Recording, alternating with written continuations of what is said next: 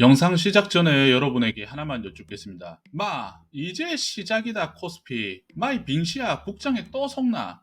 여러분은 두 가지 중 어떤 쪽인지 여러분의 생각을 댓글로 남겨주십시오. 요즘 K국장 킹스피, 킹스닥이 아주 잘 나가고 있습니다. 정권이 바뀐 지 2주 조금 넘었을 뿐인데 벌써 코스피는 2,900을 넘긴 상황입니다. 이러다가 진짜 코스피 5,000 이게 된다고? 라는 생각이지만 K 꼬레아 주식들의 매운맛이 하루 이틀이 아닌지라 저 같은 개미 오브 개미는 지금이라도 국장 사요라는 생각이 듭니다. 오늘 영상에서는 이 질문 하나를 중심으로 풀어보려고 합니다. K 꼬레아 킹스피 킹스닥 과연 진짜 이제는 믿어도 되는가입니다. 솔직히 말해서 우리가 K장이 올라도 못 믿는 데는 다 역사가 있습니다. 개미를 등쳐먹고 속여도 정도껏 했어야 되는데 K 증시를 한 단어로 표현하면 저는 통수라고 생각을 합니다. 오죽하면 국장 탈출은 지능순이라는 속담이 나왔겠습니까? 어떤 통수가 있었길래 우리는 K 국장의 불신이 그득그득할까요? 첫째로 가장 대표적인 통수 사례로 정육식당이 상차림비, 회센터의 초장값, 대게집의 찜비와 같이 해당 식당을 이용하려면 절대 제외할 수 없는 필수 옵션과 같은 제일 기본적인 통수, 바로 물적 분할 통수입니다. 여러 물적 분할 통수가 있지만 바로 딱 하면서 떠오르는 기업, 캐릭터의 탈을 쓰고도 주주 등의 칼을 꽂고 삥을 뜯는 천사의 탈을 쓴 아쿠마, 바로 까까오 되시겠습니다.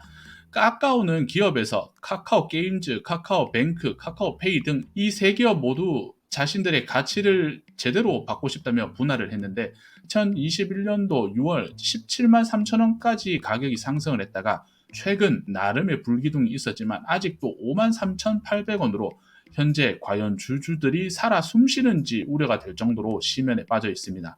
더글로리의 전재준이 예솔아 아빠 카카오 사놨다라는 대사가 있는데 예솔이가 전재준이 카카오 주제라는 소리를 듣고 전예솔이 아닌 하예솔 그대로 아버지 하도영을 따라갔다는 말이 있습니다. 두 번째는 기업 통수의 정석, 기술력 포장 통수가 있겠습니다.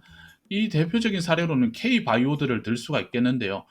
이 녀석들 때문에 저는 아직도 어떤 선입견을 가지고 있느냐, 미국, 유럽, 일본도 아니고 한국의 R&D로 바이오가 된다고? 라는 생각입니다. 그래서 저는 아직도 알테오젠, 펩트론, HLB 등을 보면 진짜일까라는 의구심을 품게 됩니다.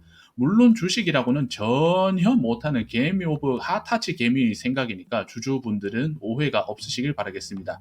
이러한 선입견을 가지게 된 대표 기업 3개로 혼자 치료제 기대감으로 코스닥 시총 1위까지 갔지만 임상 실패와 내부 분쟁으로 폭락하게 된 헬릭스미스가 있고, 항암 치료제 팩사백 임상 실패로 거래 정지 이후에는 사실상 시장에서 퇴출이 된 신라젠이 있습니다. 그리고 골관절염 치료제 인보사의 성분이 조작된 것으로 밝혀져서 허가 취소가 됐었던 티슈진이 있습니다. 이렇게 그냥 뒤통수를 빠따로 후려치다 보니까 결국 실려가는 피해자는 전부 개미들이었습니다. 마지막으로 세 번째로는 바로 살아있는 통수 킹차전지 되시겠습니다. 2020년도 코로나19를 시작으로 첫 주식을 시작했기에 표본 데이터가 많이 부족하긴 하지만 가장 손꼽히는 버블 팝 테마라면 단연 2차전지 킹차전지를 손꼽을 것 같습니다. 때는 불과 2년 전 2023년이었고 이때가 왜 가장 기억에 강렬하냐면 한창 스큐를 잡고 주식으로 손실 1억을 봤던 와중에 그 와중에 국장 또한 제가 코스닥 인버스를 잡고 있던 시기였습니다. 당시 에코프로 BM이 오른 날에는 제 코스닥 인버스가 토막이 나는 날이었기 때문에 주주가 아니더라도 관심을 안 가질래야 안 가질 수가 없었습니다. 이때 진짜 킹차전지 안 가지고 있으면 병신 소리를 들을 때여서 아마 킹차전지로 딸깍해서 먹은 분들이 나 주식 존나 잘하네 라고 착각에 빠지실 때였습니다. 이때 킹차전지의 광기가 어땠냐면 호재가 없는 날에도 그냥 올랐습니다. 왜냐? 에코프로니까, 에코프로 BM이니까, 금양이니까 어딜 킹차전지한테 이유를 묻고 앉아 있습니까? 콱. 이때 에코프로와 에코프로 BM이 당연히 코스닥 1, 2위는 물론이고 한때 에코프로 BM 시총이 45조로 당시 시총 9위인 현대차를, 에코프로는 시총 34조로 시총 10위인 기아를 앞서기도 했습니다. 현재의 주가는 넘어가겠습니다. 개인적으로는 진짜 한국 증시가 말세구나라고 생각을 했던 것이 금양을 보면서였는데 실제로 제가 부산을 살면서 하도 궁금해서 금양 공장을 제 눈으로 직접 확인해 보려고 지나간 적이 있습니다. 아니 인터넷에 떠돌던 현장 사진이나 기업 실물만 봐도 씨발 이게 맞나라는 생각이 들 텐데 금양 얘기가 나와서 킹차전지의 아버지 우리 배터리 아저씨, 이 아저씨 신도들이 어마어마했습니다. 이 아저씨가 공매도가 문제다라는 말 한마디에 신도들이 전부 다 금감원을 욕하고, 그리고 에코프로 못 올라가는 거는 공매도 때문이라고.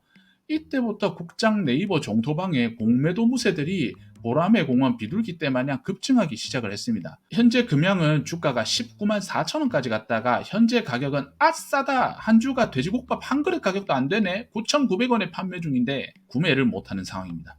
이 외에도 만연한 주가 조작 통수는 무궁무진하지만 시간상 생략하도록 하겠습니다. 그리고 현재는 어나더 레벨이 되어가는 SK하이닉스를 제외하고는 우리나라를 이끄는 대표적 기업 삼성전자, 현대차, 포스코 등 주가가 언제나 제자리 걸음이다 보니까 믿어볼까 말까 자꾸 갈등이 생기는 것이죠. 물론 전문가들의 분석에 따르면 한국 증시는 지표상 여전히 저평가 상태입니다.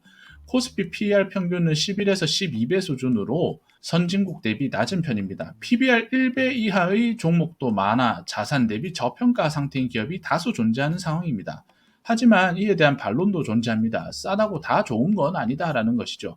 지속적인 저평가에는 구조적인 이유가 다 있다는 것입니다. 상장사의 지배구조 문제, 주주권 약화, 자본시장 신뢰 부족 등 제도적 한계가 해결되지 않으면 저평가는 고착화 될 수 있다는 경고도 있습니다.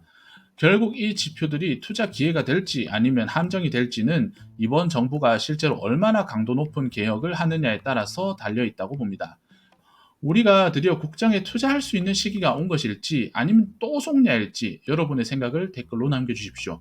구독과 좋아요는 저 같은 학고 유튜버에게는 큰 힘이 됩니다. 항상 성토하시길 바라겠습니다. 취미는 노가리였습니다. 감사합니다.